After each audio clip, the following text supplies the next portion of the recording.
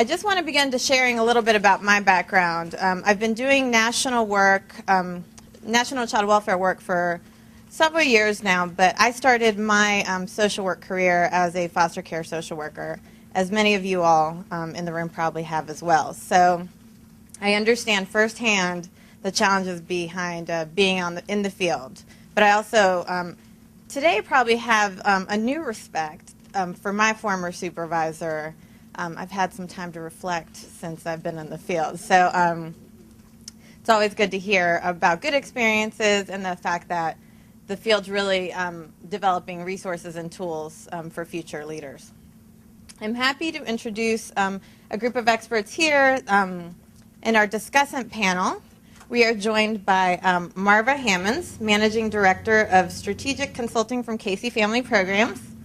We're also joined by Agnes Leshner, Director of Montgomery County Child Welfare Services, located in Maryland, and Peter Vaughn, Dean at Fordham University's Graduate School of Social Services. Unfortunately, our panelist, Alyssa Green, social worker from Arlington County, is unable to join us today, so I will be stepping in. And so we'll call it Reflections of a Former Child Welfare Worker. I'm sure some things have not changed, but I do think it's really important to have the perspective of someone who's actually working in the field. So I'll try to do my best to fill those shoes for today. And so as we go through, each panelist will respond to topics discussed this morning as well as the presentations, and then we'll open it up for questions and answers. So let's start with Marva. We doing it from here or up there? What? From up here, just for the film, because of the filming. Just wanted to know. Yes. Follow directions here. There you go. Oh yeah. Okay. For me, that'd be great.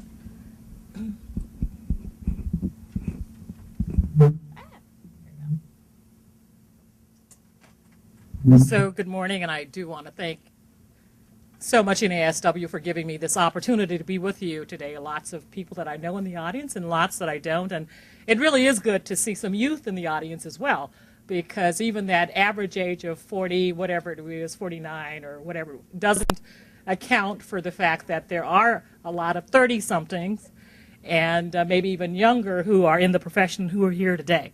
So I want to begin by saying that I don't see public child welfare as a training ground before you move on to something else or something better. Before I came to KC Family Programs in 2007, my entire professional career, more than 30 plus years of that, had been at some level in public child welfare. I was a Child Protective Services worker, an intake worker, going out on calls in the middle of the night and doing what I now know is poor practice. Many times I was removing children from homes when I darn well should have let those children stay at home with appropriate supports. I was a Child Protective Services supervisor, and I really tried to use my MSW so that we could do clinical supervision with my workers. Didn't do it enough, got caught up in that administrative task process many times, but I tried to support that clinical look at families and what makes families tick and what makes them whole. I was a mid-level manager in public child welfare agencies, and I led 2 county departments of human services, Denver, Colorado, and New York City, New York, and 2 state agencies in Michigan and in Colorado. So that was my experience before I went to work for a foundation which is headquartered in Seattle, Washington. If I look back on my experience, I absolutely love what I'm doing in the foundation world. But of all of those jobs, the ones that I would like to do again would be to be a frontline worker with all the tools and knowledge we have now, or to run the agency. Being a supervisor, or even a mid-level manager, in retrospect, I'm not sure I would want to be that again. We've heard today from most of the speakers, and in reading the literature, that supervision is probably the hardest position within the public sector agencies. And I even watching the work in the foundation, if we don't grab the supervisors in their gut and their belly about the work, the change that our CEO, William Bell, and our Board of Trustees wants to see isn't going to happen. And in those units where the supervisors haven't grabbed hold and understood the vision and their roles as leaders, which was talked about today, I don't see movement in those units that really contributes to that bottom line of outcomes. So supervisors are indeed what several of our earlier panelists talked about: linchpin, bridge, all of those kinds of things. They articulate everything that one needs to do to get to good outcomes to the workers. When I was state director in Michigan for the state agency that handled child welfare protection cases, a frontline worker was killed in the home of a Child Protective Services case by her client. It was a routine visit. In fact, the case plan was to send the child home in a few weeks. It was a devastating time for her family, for her peers, for the entire department, and frankly, personally, for me as well. So, as I look back on that time, in addition to my wish for her that this tragedy had not happened, these are the few things that I wish for her and for all workers that they get from supervision. One of the things that I always have hoped for her in retrospect was that she had a good, supportive, competent supervisor who had made her feel that she was much more than a replaceable part. I hope she had a positive, supportive relationship with her supervisor, because supervision is about the quality of relationship. I hope she had a supervisor with clinical skills, accurate assessment skills, because those result in good case plans that lead to outcomes targeted to safety, permanence, and well-being. I hope she had a supervisor who could communicate organizational goals and who was an advocate for needed changes on her behalf. I hope she had a supervisor who saw being a change agent as one of her roles. I hope she had a supervisor who was a fan of data-driven decision-making and who used data reports and data trends in her individual meetings as well as in her team meetings. I hope that she had a supervisor who was as adaptive and flexible as she was good at task management. I hope she had a supervisor who had a clear job definition, who had a position description and an evaluative process that allowed the supervisor to do her work well and to support the work of her staff. I hope she had a supervisor who got training when she needed it, on time, the right training, delivered well. I hope that the organization used technology as much as it could to support supervision, and I really hope that the child welfare practice that occurred for her was in an organization that saw itself as a learning organization, that moved forward with all of those best practices that we've talked about, evidence-based and otherwise. And I hope that we were able to create, and if we didn't create it, I hope that a community of practice in which the supervisors could learn from one another about how to make their supervision better was able to occur. Thank you.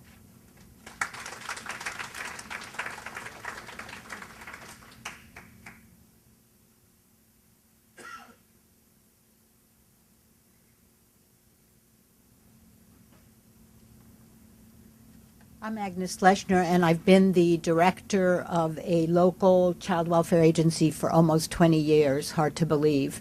Montgomery County, Maryland, for those of you who are not familiar, not local, is almost 1 million people, and it's a very diverse population. We have a lot of Latino immigrants, we have African, European, and one of our major challenges in the workforce is to find people who are trained but also reflect and understand the different populations. And so so let me just say that I came into this field as a clinical psychologist, and I worked in the social service department, and one day the director called me in and said, I'm looking for a child welfare director. And I said, well, those are social workers. I don't know anything about those time frames and courts and things like that. And he said, you can do this. And I said, I don't think I can. And he said, sleep on it, you can do this. And so here I am 20 years later, still sleeping on it, but here I am.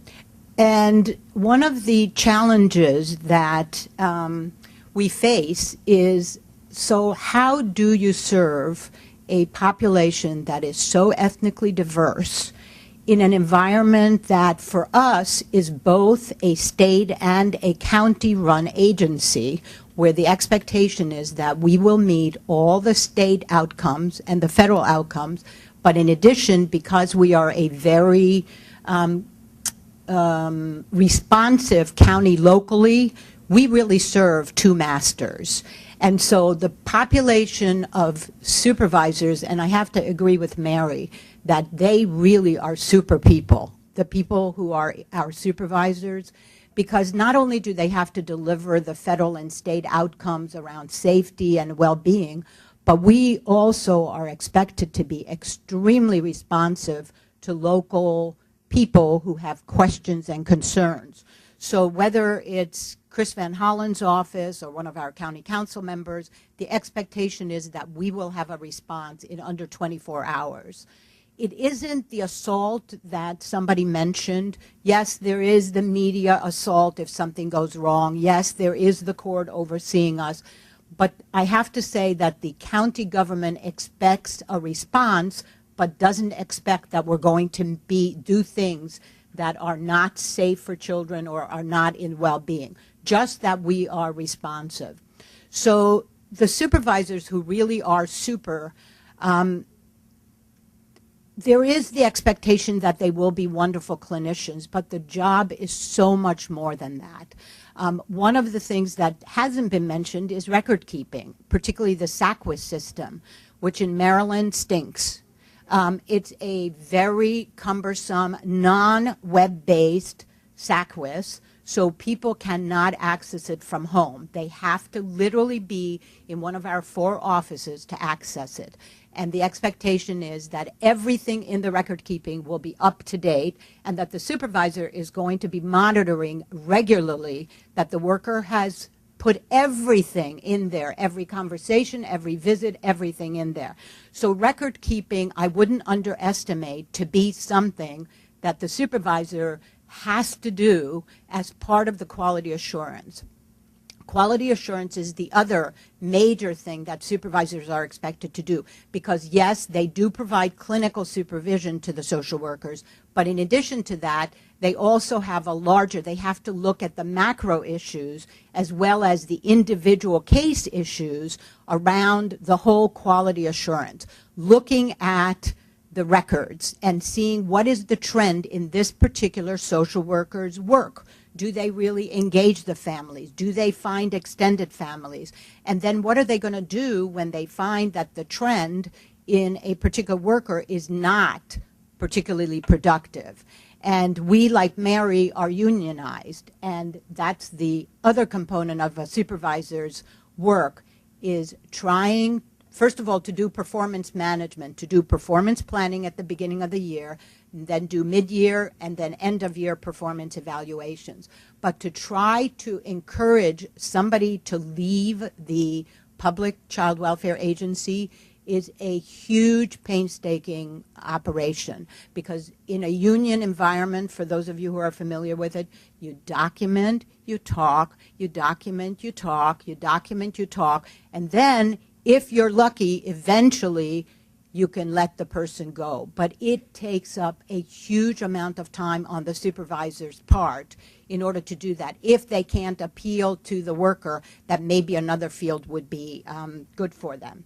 The other element that I would say is the whole oversight of child welfare, not only by the courts, which is mentioned, but for those of us who have various community advisory groups that come in, and for us, we have 5 groups that come in every month to look at our out-of-home cases and our in-home cases and to see how we're doing it.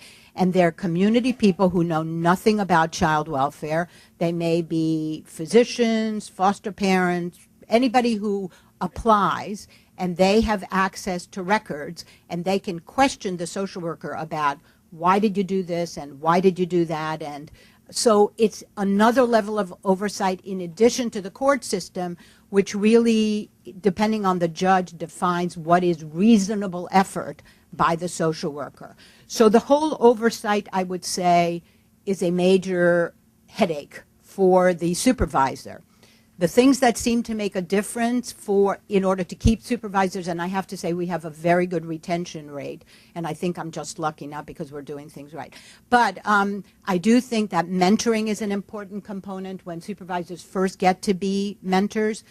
Recognition, to recognize them when they're doing something well, to give them kudos and not just, yell at them when their workers are not doing something right, and to recognize them when they're responding to the changing field, the whole family-centered practice, the family engagement, the family finding that now, we all have to do. And they're the key people who are going to be successful in making the social workers do the things that are the new things. So I do think that it's a super, super job, and we're just very, very fortunate to have about 25 very highly skilled supervisors.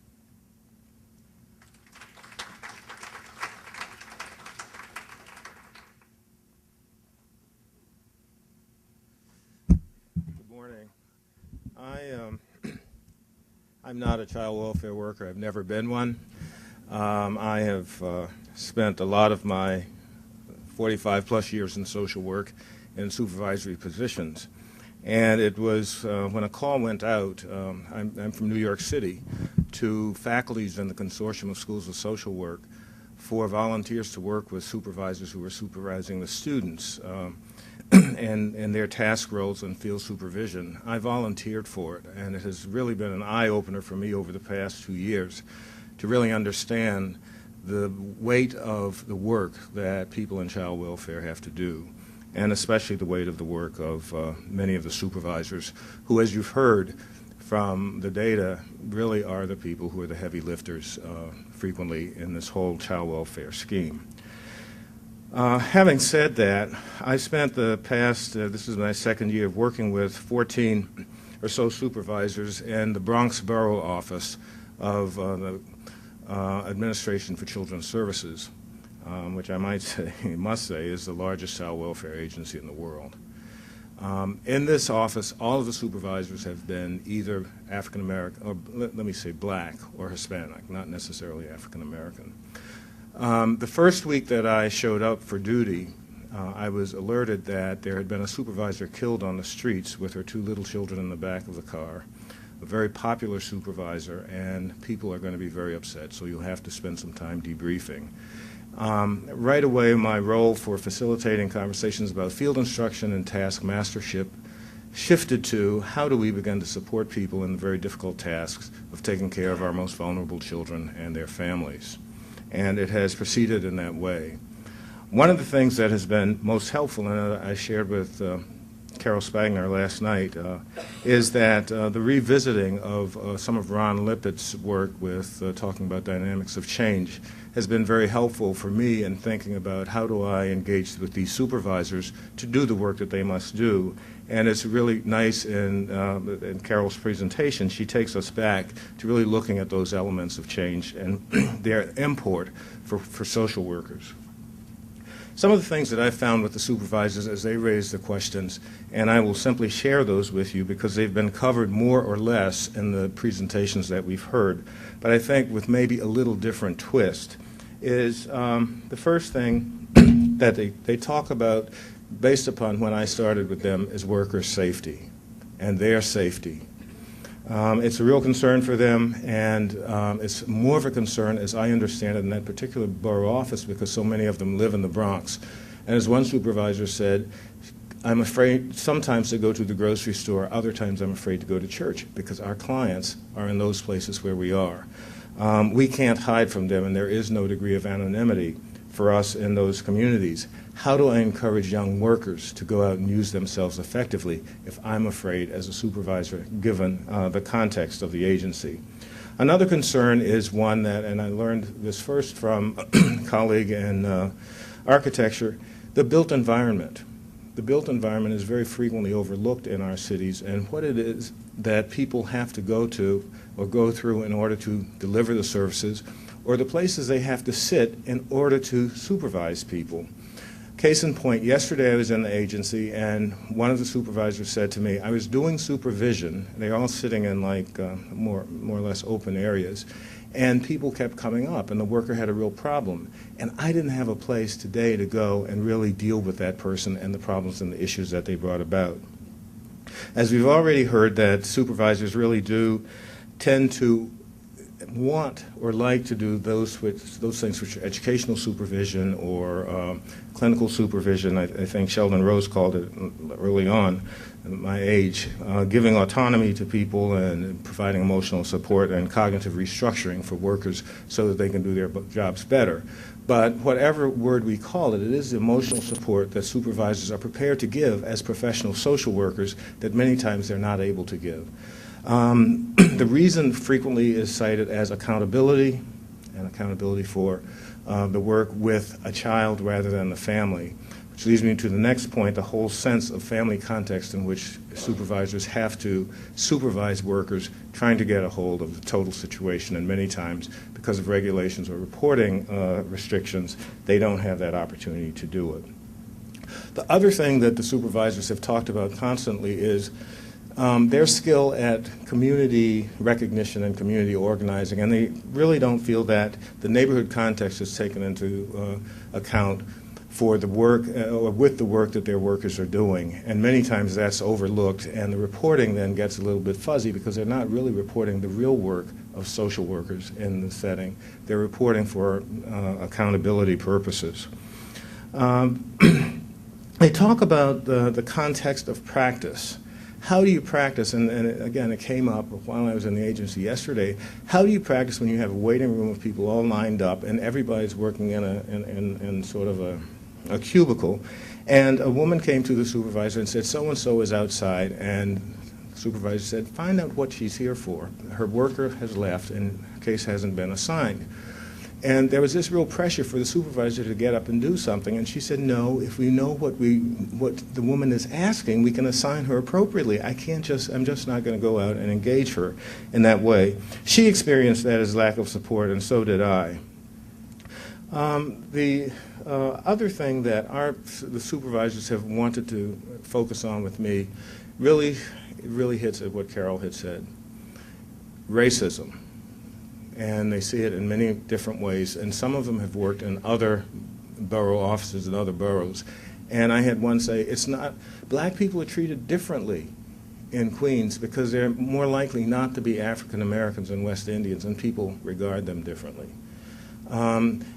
We have a large Nigerian population, and they said, Nigerians are treated differently because people are afraid of them. They don't take the time to really understand the social context in which Nigerians are operating and the sort of family patterns and responsibilities of the father in those groups, rather than they're faced with a certain kind of labeling that the supervisors many times say, I have to go back to court and try to undo. One supervisor told me as recently as yesterday that she had spent all day on Monday in court trying to undo some bad practices in which a child had been removed who should never have been removed from the home. The child had health problems, and there were supports in the home to help them do that, but not in the foster place where they were going to put them. All of these things added together is I think we have tremendous professionals who are doing tremendous work, who are many times confronted by the geographic location that keeps them away from their clients and their clients away from them in a setting that is particularly comfortable for the clients. It's not a great place to come. They are also beset by the largeness of the organization, in which when we talk about evidence-based practice, and many of them share this, that we're talking about standardized practice in many cases rather than individualized practice. And how do we help our workers make the leap from standardized practice, which may not be good for Mary Jones and her family, to an individualized practice that is indeed empirically or based in research and systematic review. And the final thing that confronts these supervisors is the physical facility. Again, the built environment in which they operate that does not encourage opportunities for private conversations between them and their supervisees, and many times it does not encourage the kind of group supervision that many would like to engage in, nor does it encourage the kind of worker-to-worker engagement in looking at how they might collectively do some problem solving. I thank you for inviting me to be here today. I've learned a lot as I continue to learn about child welfare, and it has been a real pleasure to be a part of this conference.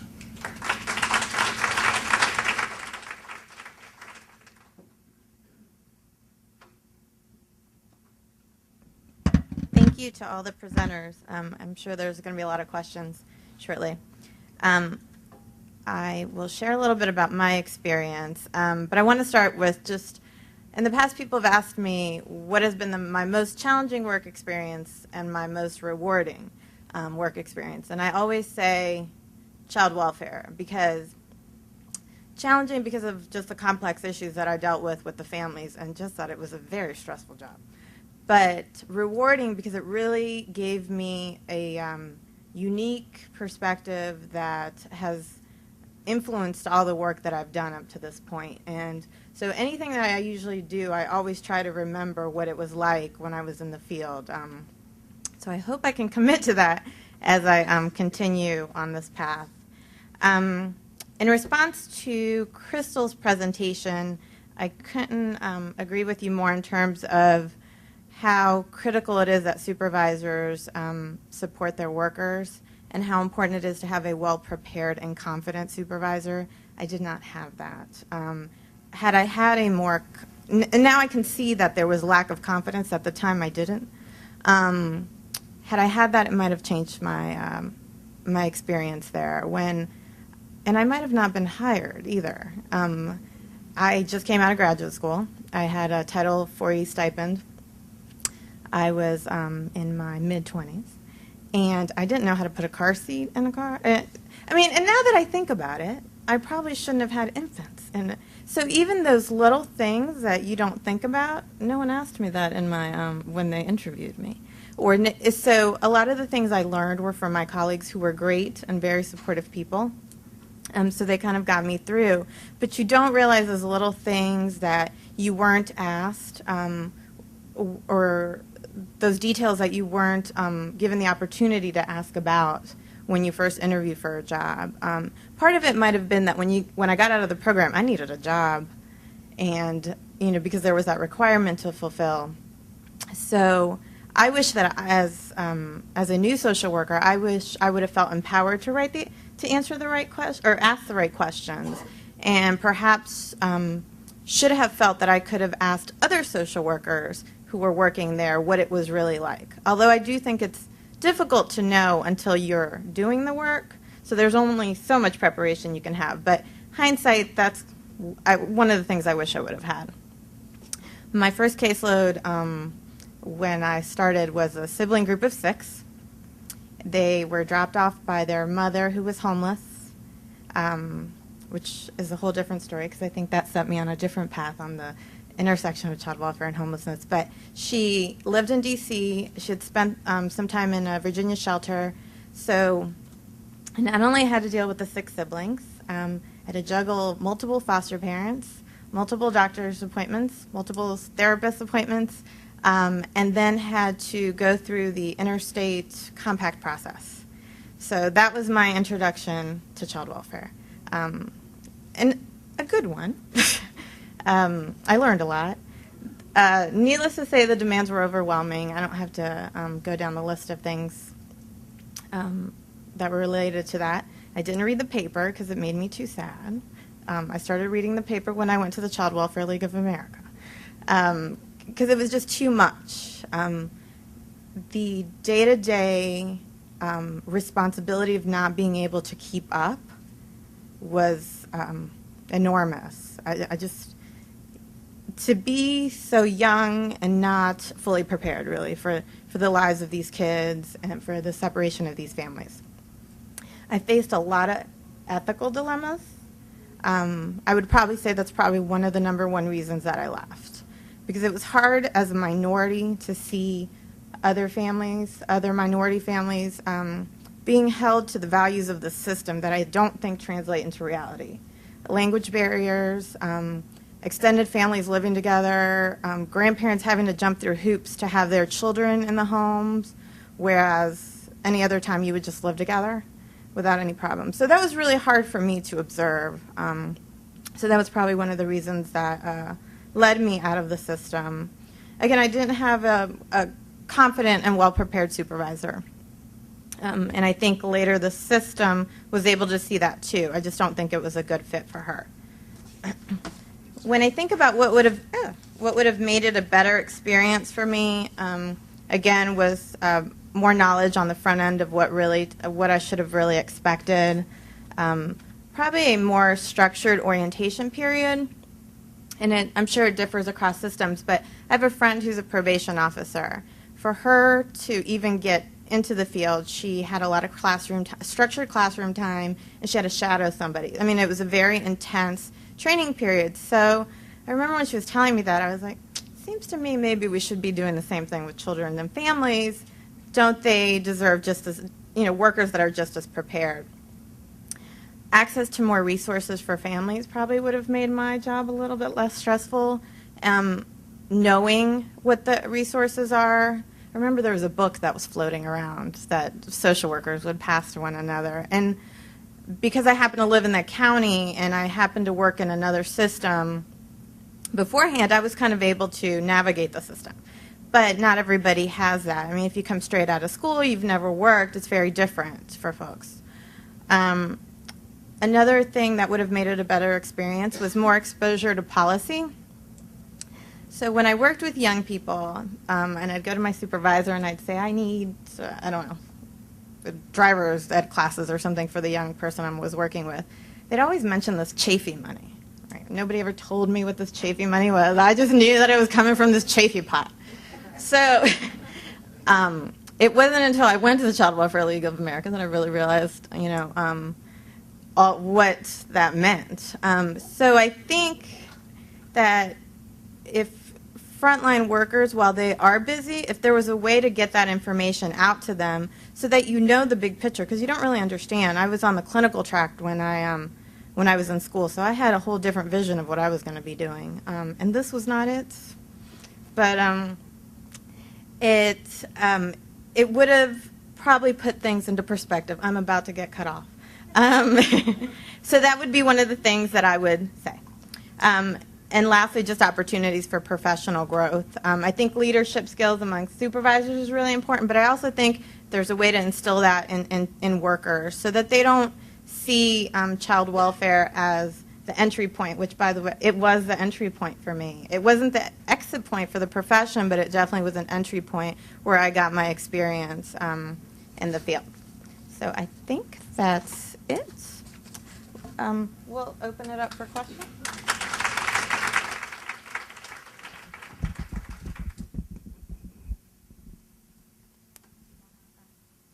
I'm wearing 2 hats.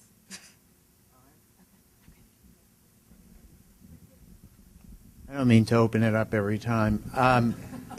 This is actually for Peter. I think Peter did a really nice job of sort of elevating some issues that weren't really, it didn't seem to me necessarily part of the conversation.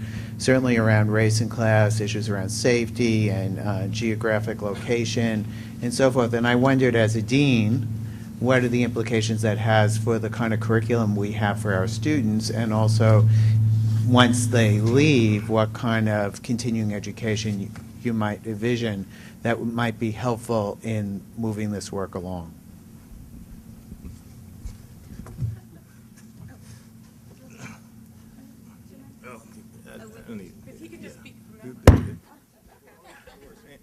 Well, Andy, you know, I guess one of the things that comes to mind right away is we really need to begin to look at how we're teaching about practice and begin to teach about practice as a social issue and the intersect of race, sex, economy with what it is that we do. And I think that working in New York City, as we both do, we don't spend the amount of time talking about issues of poverty, deprivation. When I say deprivation, I'm not just talking about deprivation in families, because many times it's not deprivation in families, systems that deprive families.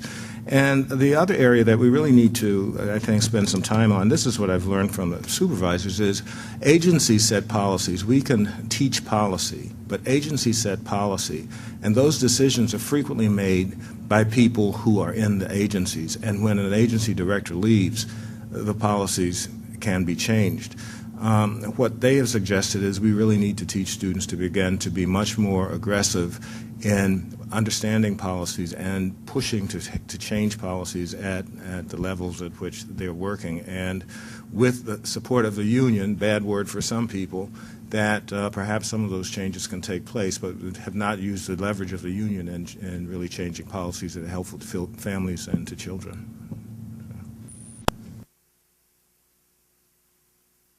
Fordham. I have a comment that really I'm stepping back a little bit, because as I thought about coming to this conference and as I listened this morning, one of the things that I'm struggling with is sort of a way to put this all together, and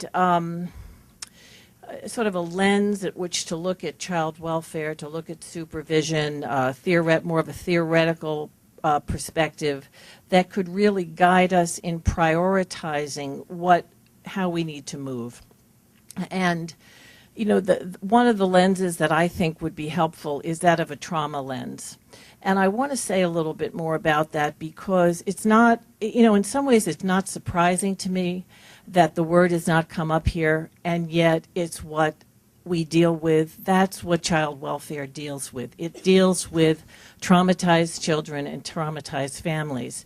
And I think one of the main characteristics of trauma, which we've learned from our work, you know, with traumatized children, is that the world of the child, and then the child that grows without help in dealing with the trauma, one of the main characteristics is not to know what you know. And I think that that's, to a certain extent, how we function in our organizations, not to know, in child welfare, the trauma that we're consistently dealing with. And I love what Carol said about how we organize organizations for a purpose, and I think that one of the ways we've organized ourselves in public child welfare is not to know this. And some of the things that we do is we don't give the supervisors time for reflexive practice. We don't organize our data, which, as a number of people have said, we're swimming in, to use it because of that characteristic. And I think that this trauma lens could really help us conceptualize what has to happen first.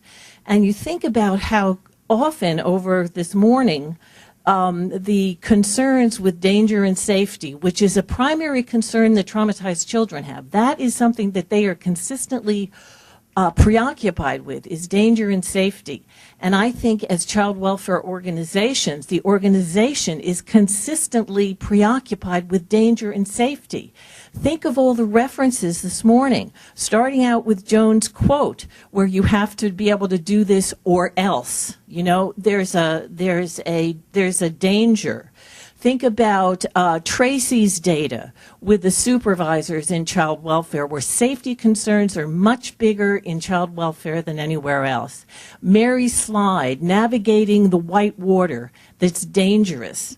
Peter's comments about the primary concern of workers as being safety and danger. And I think that it's not just physical danger for social workers or for staff, it's the psychological safety they don't have, which we talk about in terms of not feeling supported. And I think that another major characteristic of the trauma is that it's from the child's point of view, it's a breakdown of the social contract. For them, it's a breakdown on the individual level in terms of being abused and not being cared about. At an organizational level, it's a breakdown in terms of the social contract between the society and the agency, and between the neighborhoods, and Carol again alluded to this. You can think of violent neighborhoods as really reflecting a breakdown of the social contract. So they're then traumatized and traumatizing.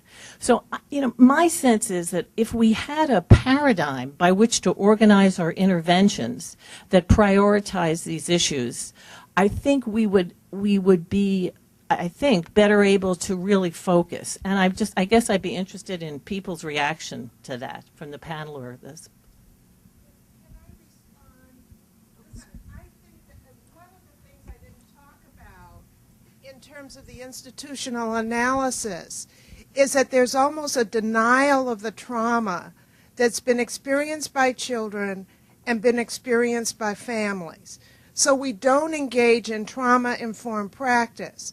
But I want to take it a step further, because in order to do that, we have to acknowledge the trauma we induce when we intervene in families. And that's very, very hard for systems to do.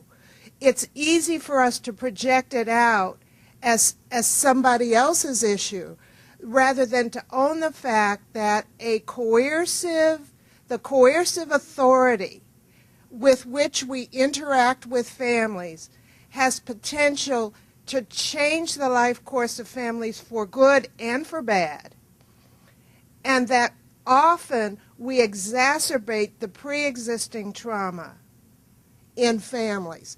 So, I think your formulation really challenges us not only to think about how we intervene with families, but what are the detrimental effects of our intervention when it's not done well. With everything that Carol had to say and the premises that you posed as well. What I think, though, is missing from this conversation is a pulling out for us as a field and as a profession all of the areas where good practice is occurring. There are some systems in this country where trauma-informed practice and trauma-informed training about the way we inflict pain is a part of how those agencies are doing their transformation work. There are agencies that have totally turned around their physical plants so that they aren't the dregs of society kind of places where even walking in with guns you'd be afraid to go into.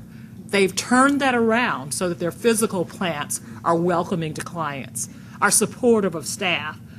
We're not talking about those kinds of things that are happening in some systems around this country, admittedly not all. But in order to us to think about how to prioritize for our profession and for child welfare practice as a whole, we can't just be in a deficit model about what the field is like. We have also got to move to a strength-based analysis of where there are those pockets of really good practice, including what happens at Berkeley, California with Barbara Needell and the data reports that she's able to provide to Los Angeles County about some of their data, some of their trends, and that kind of thing. There are, as I said earlier, some areas where there is excellent practice happening. There are some areas where we can learn a lot to inform this conversation and where we go from here.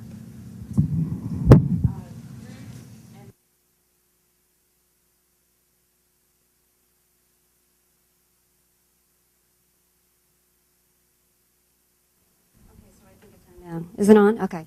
So Roxana said something that was, I think, extraordinarily profound. She talked about the amount of times when she worked as a frontline worker that she faced ethical dilemmas. I think it's sort of related to what Dr. Spigner said, which is, workers have to sit down at their desk and reconcile what they know is wrong, but what they have to do anyway, because that's what the agency's policies are interpreted to support. And I think part of the ethical dilemmas that frontline workers get faced with is child welfare is a catch-all bureaucracy, and that's partly a function of the breakdown of the social contract. And this symposium is called Supervision, the Safety Net for Frontline Child Welfare Workers, or welfare practice. But I think what Roxanne is talking about is the safety net is actually the safety net, and we don't have one right now in this country. So child welfare workers get confronted with, I need a child care voucher, but we don't have any, and so therefore I'm now going to revert to foster care. So I guess my question in terms of supervision is, it is true that supervisors now have to, I mean, that's maybe what clinical supervision is about. It's about sitting down with the worker and saying, how are you feeling about the fact that you don't have the right tools for the job? So unfortunately, change is, we're talking about change from the middle down. What we need to be talking about is change from the top down and getting workers the right tools, and differential response is one example of that, where you can actually do social work.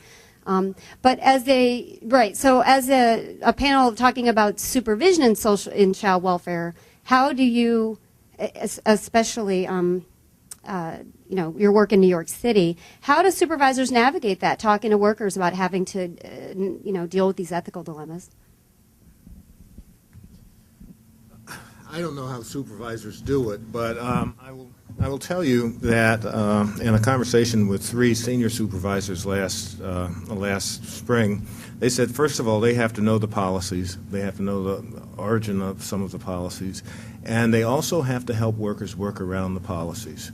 And I said, what do you mean by that? And they said, in order to achieve safety, in order to achieve family wholeness, there are some things that you have to begin to do that are ethical, but perhaps not as legal as you would like for them to be. And the example they gave was getting, was really getting a kid back into the home. And what the worker said that, the supervisor said that she did was she gave the worker the manual. And she said, this is what you have to know, and this is how we're interpreting it. Can you help the client know what it is that we know, and can you help the client get a different interpretation? So the worker showed the client what the manual was and said, where can you go for some help? And they said, legal aid might be able to help you. The client went to legal aid. The lawyer said, that's not the interpretation I make of, and came back to the agency, because that's what legal aid lawyers do, and raised the question, and it was changed for the client. So, I mean, you might have said that that was a circuitous route of doing something, and it might have been nearly illegal, and that's what this supervisor said. But she gave other examples of how they're not, in her borough, they were not supposed to use a similar thing that Carol said, certain kinds of out-of-the-system agencies. And this related to a boy who had was having some developmental struggles, and there was a man in the neighborhood who developed a boys' nation. He was a convicted felon. But he had gotten religion, and I mean, really, literally gotten religion, was working in a church group and all, and the kid shouldn't have been there legally. But she said to the mother, this is a service that's being provided by an African-American man. He's all about character building. Why don't you go to that church and talk to the minister? They went to talk to the minister. The minister said, why don't you go in this group? That's where the kid was. So, I mean, I think that there are those kinds of things, that examples that they will use, and they laugh about them. But they talk about how they're not able to systematize these kinds of referrals that really are good for kids. Three very disconnected comments, but the first, I think, keys off of what Marvis said. And for example, we have evidence from some places, for example, that actually when workers are outstationed in communities and you develop community networks of support around workers, you minimize the safety issues and you increase the connectedness that they feel to the work and what they're doing. And in fact, we have actually some evidence of places where it's shown to improve retention. So, I mean, there are some things we know that we should be applying to these problems. That's the first disconnected thought. The second was, everybody knows, I mean, we all talk about, and I do it all the time in my work with troubled child welfare systems, we always come up with improvement plans, and we always say, supervisors, we've got to improve supervisors.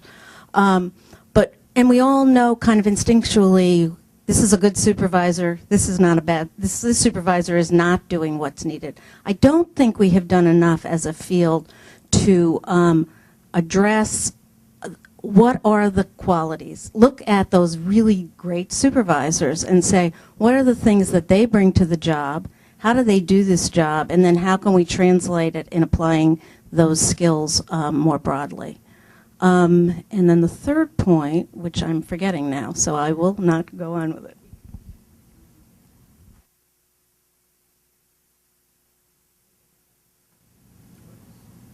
Is this on? Okay. I think, like Judy, there's been such good conversation and sort of general comments from the panel previously. I think Carol raised some very important points that get back to the issue of accountability. I think even when you talk about the institutional analysis that CSSP is talking about, we don't pay enough attention to what the real mission is and what the real results are. And I think we're talking about all these disconnects in between, whether it's approaches to practice. And it's like, maybe I've been around too long. Somebody said to me the other day, in our field, we just keep coming up with new words, I think we were talking about this, Gail, to talk about the same things that we really believe we know are good practice and good policy, and we just have a new name for it. Whether it's wraparound or family pres or building on the strengths of families. I went to graduate school a long time ago, and I learned that, and I practice that every day as a social worker.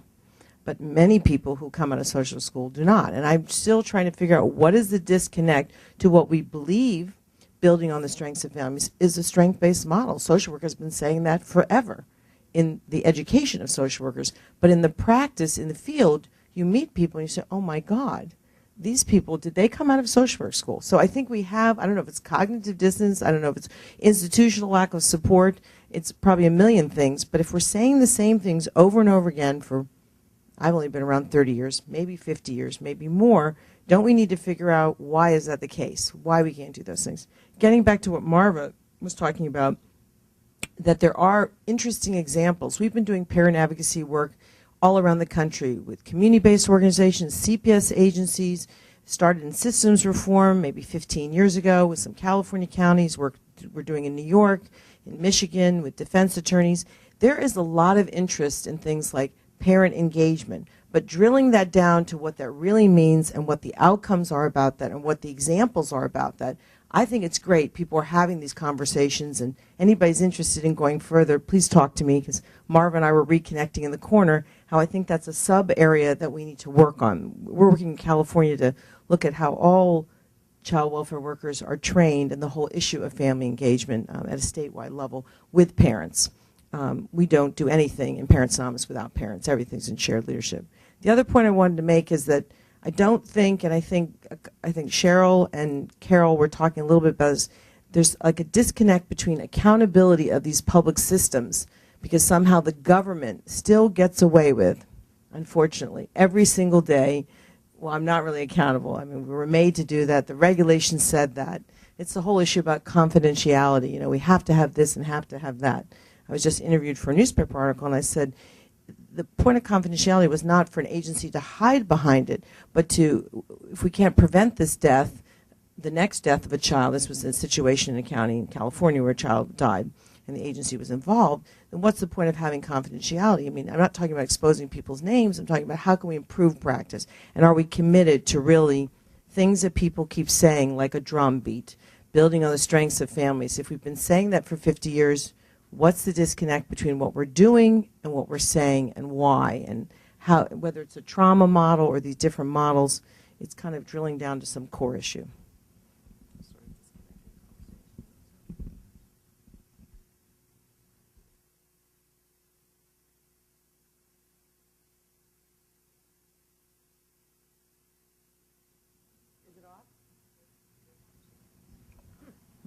Is it on now? Yeah.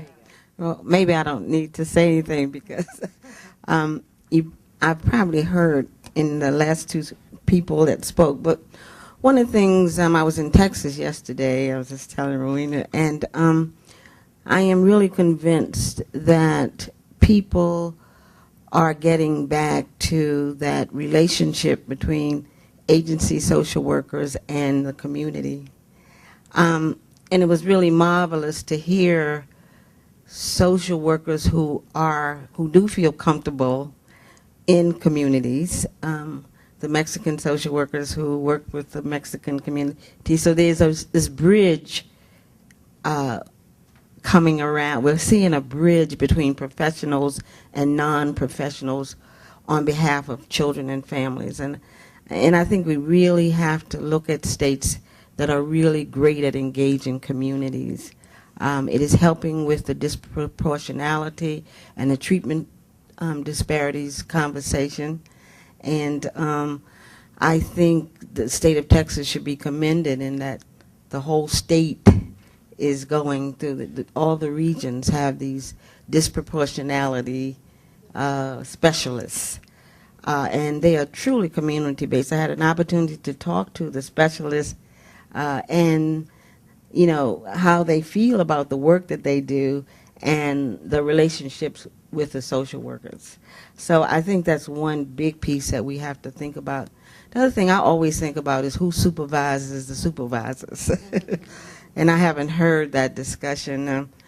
You know, having known so many supervisors, they're good ones, and they're tired ones, and they're worn out ones, and they're new ones, and so we put them all together, and some of them influence, some of them are good influence, and some of them are not so good influences on each other.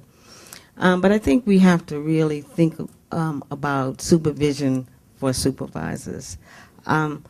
And the third thing I think I always think about when I come to these workforce meetings is, do we have the right model of supervision?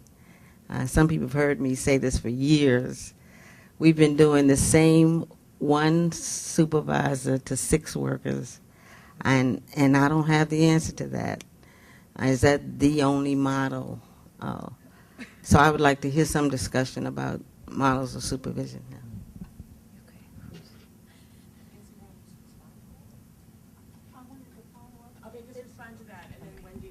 Just in following up to that, I was sitting here thinking the same thing, that we've talked about supervision, which is a set of behaviors, and it requires a set of skills.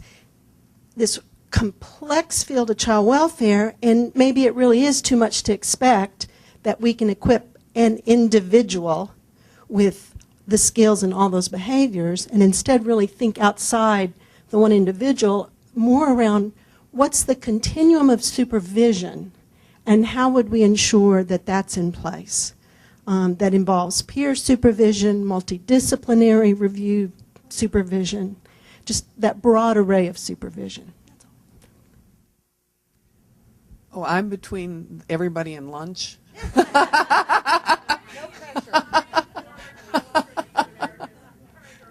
Right. Yeah, I know too many people in this room to get between them and lunch. I just wanted to pick up on a couple of things Agnes said. I mean, first, I think she's to be commended for being 20 years in an administrative position. Many agencies have not known that kind of continuity. And when I was with the League, I worked with many states where there was a new commissioner at the state level and new directors at the county level every time there was a new governor or a new county commissioner, and many times those people knew nothing about child welfare, and what was very painful was many times they didn't much care, because this was just a stepping stone. So to have that kind of organizational leadership and continuity has got to mean a lot. The other thing that Agnes said that I think we don't want to get lost here is the amount of oversight that child welfare goes under, not just the court, but groups of citizens, groups of other people. Now, that all may be fine, but if they're going to be part of the oversight, they have to be part of the responsibility for what happens in that organization. And I think we need to, if we're going to look at how supervisors spend their time, we need to start doing a task analysis and a time analysis of what kind of time goes in and what kind of outcome comes out.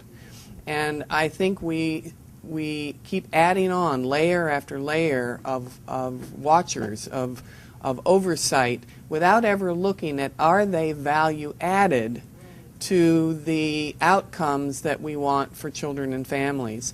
And until we do that, we're going to continue to suck away the time that we've all said this morning. We want to go to clinical supervision. We want to go to supporting workers. We want to go to change management and to leadership and all the things we've said. But none of that happens if we don't manage time. And we're letting a whole lot of other people take the time that our workers and our supervisors need, and we've never asked, is there value added to that oversight or to that watcher's involvement in our lives? So I think that's just another piece we have to look at, and I thank Agnes for bringing it up.